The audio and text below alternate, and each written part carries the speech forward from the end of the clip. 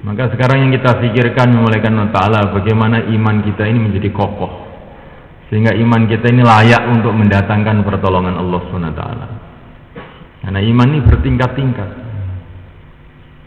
Ada beriman itu bertingkat-tingkat. Ada iman yang lemah. Iman yang lemah ini iman yang terus bercampur aduk dengan maksiat. Ini iman yang lemah. Nah, iman yang demikian ini justru mendatangkan musibah-musibah. Walaupun nanti di akhirat ada manfaat besar, akhirnya akan masuk surga juga. Tapi bila iman itu bercampur aduk dengan maksiat, maka yang datang itu musibah di dunia ini. Seperti yang terjadi di Uhud. Namuliakan Allah Subhanahu wa Ta'ala. Di Uhud ini orang ahlul iman, tapi waktu itu sebagian imannya lemah, sehingga akhirnya musibah, yang datang itu musibah. Hadirin dimuliakan Allah SWT. Tapi kita ini usaha bagaimana iman kita ini meningkat sampai kepada iman yang mendatangkan nusratullah, yaitu ketika iman ini tidak terkesan lagi dengan makhluk. Bagaimana caranya? Memuliakan di antara caranya perbanyak pembicaraan masalah iman. Aksiru min qawli la ilaha illallah. Perbanyak pembicaraan mengenai la ilaha illallah. Melihat apa saja, jangan melihat bendanya. Melihat apa saja, jangan melihat bendanya, tapi dilihat dari sisi ghaibnya, bahwa benda-benda ini semua bisa datang hanya bila Allah kehendaki. Makhluk tidak bisa buat apa-apa, hanya Allah yang bisa buat apa-apa. Maka kalau kita melihat perkara-perkara yang ajaib, yang aneh, yang hebat, maka kita disuruh oleh Nabi untuk mengucapkan subhanallah, subhanallah, maha suci Allah, maha agung Allah, maha hebat Allah. Jangan terkesan dengan perkara-perkara yang hebat ini, tapi terkesanlah dengan yang menciptakannya, Allah Subhanahu wa Ta'ala Jalla Jalaluhu. Melihat kekuatan-kekuatan makhluk, subhanallah, yang kuat ini bukan makhluk, yang kuat yang menciptakan makhluk. Amerika tidak kuat, Cina tidak kuat, yang kuat itu yang menciptakan, Allah Jalla Jalaluhu. Manusia tidak ada yang pandai, yang maha pandai adalah yang menciptakan manusia. Subhanallah, maha suci Allah, maha suci Allah. Kalau kita mendapatkan nikmat, jangan terkesan dengan nikmat ini, terkesanlah dengan yang memberikan nikmat. Alhamdulillah, alhamdulillah, segala puji bagi Allah, segala puji bagi Allah. Kalau kita mendapatkan musibah-musibah, jangan terkesan dengan musibah-musibah. Ucapkanlah inna lillah, kita ini milik Allah. Uang kamu hilang, yang hilang itu milik Allah, kamu nangis kenapa? Kamu nggak punya kok ikut-ikut susah. Inna lillah, kita ini milik Allah. Wa inna ilaihi raji'un, dan kita akan kembali kepada Allah, kita akan pergi ke akhirat. Nikmat dunia ini, kesusahan-kesusahan dunia sebentar saja. Sebentar lagi kita akan ke akhirat. Inna lillah, kita milik Allah, wa inna ilaihi raji'un, dan kita akan kembali kepada Allah. Kalau kita ini punya rencana-rencana, jangan kita tergiur dengan rencana-rencana kita, seolah-olah kita ini bisa merencanakan sesuatu. Ucapkanlah insya Allah bila Allah menghendaki, bila Allah menghendaki. Kalau Allah tidak menghendaki, walaupun semua punya rencana, nggak akan bisa jalan. Insya Allah. Nah, kalau segala sesuatu kita mulai dengan pembicaraan iman, perkataan iman, kalimah iman, mengingati Allah, maka nanti akan diberkati oleh Allah SWT. Nabiullah Sulaiman pernah punya program besar, tapi ternyata tidak berhasil. Maka baginda Muhammad alaihissalam mengatakan, seumpama Nabi Sulaiman pada waktu itu mengucapkan insya Allah, maka programnya semua akan berhasil. Jadi sudah mulaikan Allah Ta'ala mengucapkan kalimah-kalimah iman ini mendatangkan berkah dalam kehidupan kita, mendatangkan nusratullah. Barang siapa dikasih nikmat oleh Allah, kemudian dia melihat nikmat itu, kemudian dia mengucapkan Masya Allah la quwata illa billah, maka nikmat itu akan dijaga oleh Allah SWT. Setiap kebaikan mulailah dengan Bismillah, Bismillah, Bismillah. Ini semulaikan wa ta'ala pelajaran dari Nabi SAW kepada kita, supaya kita ini senantiasa ta'aluk kepada Allah, tidak terkesan dengan makhluk. Jangan sampai kita terkesan dengan diri kita sendiri. Kalau kita usaha apa-apa, ucapkanlah la haula wala quwata illa billah. Tidak ada usaha, tidak ada kekuatan tanpa pertolongan Allah. Jangan kita yakin dengan kemampuan kita.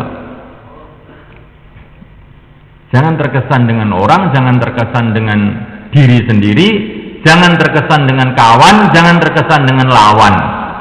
Lawan tidak bisa apa-apa tanpa Allah, kawan pun tidak bisa apa-apa tanpa Allah. Maka Nabiullah Ibrahim alaihissalam menghadapi lawan, menghadapi kawan, hasbunallah, cukup Allah. Hasbunallah, cukup Allah. Ini namanya, ini bagian dari belajar iman tuh diantaranya begini ini semuanya.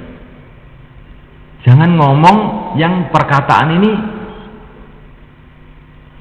menunjukkan kita terkesan dengan makhluk. Kalau kita sudah ngomong yang terkesan dengan makhluk ini akan masuk dalam hati kita. Apa yang kita ucapkan dengan lisan kita itu lama-lama akan masuk dalam hati kita. Setiap ngomong apa-apa ini program Amerika ini. Lah Amerika itu programnya siapa? Wong dulu Amerika itu nggak ada. Allah yang menciptakan. Ini programnya Allah itu kenapa sih? Pokoknya wong raiman wae. Ini programnya Allah untuk menguji kita. Hasbunallah, cukup Allah. Baru nanti kehidupan kita ini akan diberkati oleh Allah SWT. Kemudian mulaikan untuk meningkatkan iman ini, perbanyak amal sunnah. Wattabi'uhu la'allakum tahtadun. Banyak amal sunnah, tambah banyak amal sunnah yang kita buat, maka akan tambah banyak nur yang akan masuk dalam hati kita, sehingga iman kita akan meningkat. Kemudian mulaikan Allah Ta'ala untuk meningkatkan iman ini, perbanyak sholat. Karena sholat ini ada doa-doa untuk peningkatan iman. Ihdinas siratal mustaqim, siratal ladzina an'amta 'alaihim. Kita minta hidayah kepada Allah seperti hidayah yang telah Allah berikan pada para nabi, para rasul, para sahabat, para wali-wali Allah. Maka sholat ini akan meningkatkan iman kita. Kemudian mulaikan untuk meningkatkan iman kita ini, semulaikan perlu banyak taklim. Wa idza tuliyat 'alaihim ayatuhu zadathum imana. Membaca ayat-ayat Allah ini, mendengarkan ayat-ayat Allah akan meningkatkan iman mereka. Meningkatkan iman. Maka taklim itu penting untuk meningkatkan iman. Memuliakan Allah Subhanahu wa taala, dan untuk meningkatkan iman perlu kita banyak zikir. Ala bi dzikrillahi tatma'innul qulub. Dengan zikir hati menjadi tenang. Maknanya hati menjadi tenang, kata para mufassirin, kata para ulama, iman meningkat. Jadi maknanya tenang itu iman itu meningkat. Sebagaimana kata-kata Nabi Ibrahim, walakin liyatma'inna qalbi. Maksudnya imannya meningkat sampai tidak terkesan dengan makhluk sehingga jadi tenang. Maksudnya begitu. Bukan tenang itu maksudnya terus ngantuk, tidur. Ini bukan tenang namanya.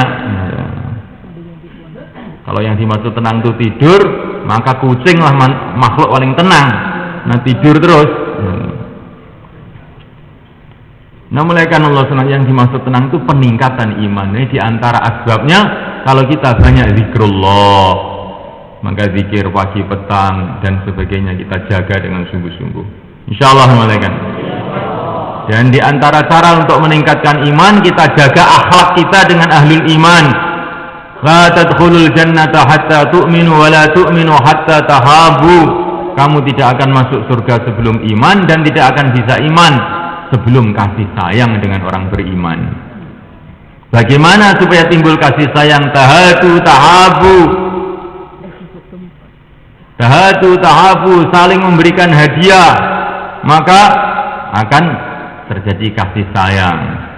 Ucapkan salam, akan terjadi kasih sayang. Dengan akhlak yang baik, muamalah yang baik, muasyarah yang baik, terjadi kasih sayang antara orang ahlul iman.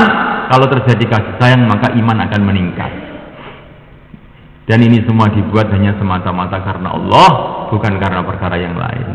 Insyaallah hanya karena Allah. Karena apa saja yang tidak karena Allah kosong, tidak ada gunanya apa-apa, bahkan jadi musibah buat kita nanti di akhirat. Pejuang yang tidak ikhlas, orang alim tidak ikhlas, dermawan tidak ikhlas, termasuk orang-orang yang akan masuk neraka. Maka semua amal hanya untuk mencari ridha Allah, hanya untuk mencari kemuliaan akhirat belaka. Dan di antara cara untuk meningkatkan iman mereka adalah keluar di jalan Allah.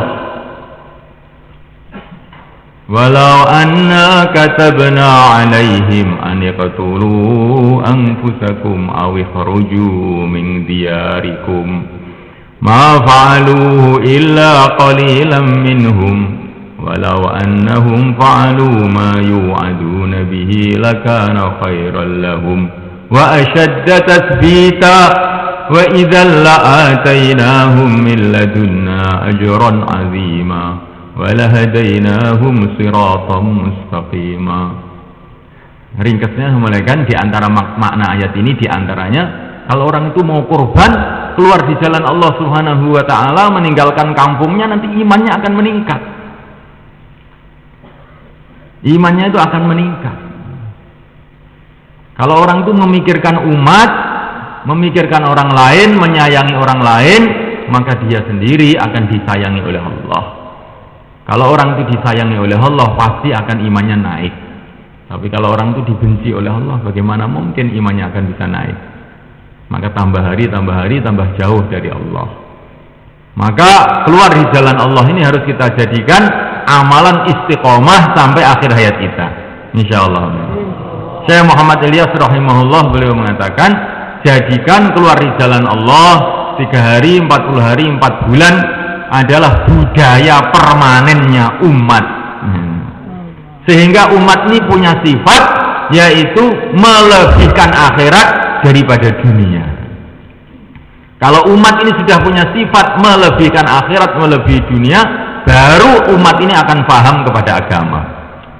Selagi umat ini mementingkan dunia melebihi akhirat, dia tidak akan bisa paham agama. Bal tu'thirunal hayatad dunya walal akhiratu khairu wa abqa.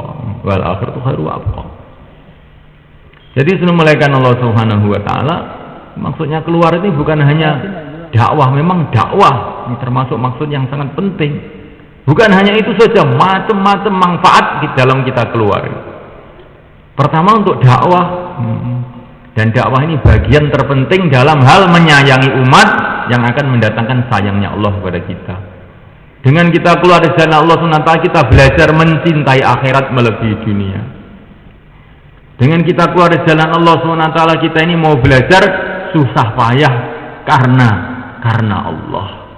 Orang yang susah payah karena Allah, dia akan mendapatkan hidayah dari Allah.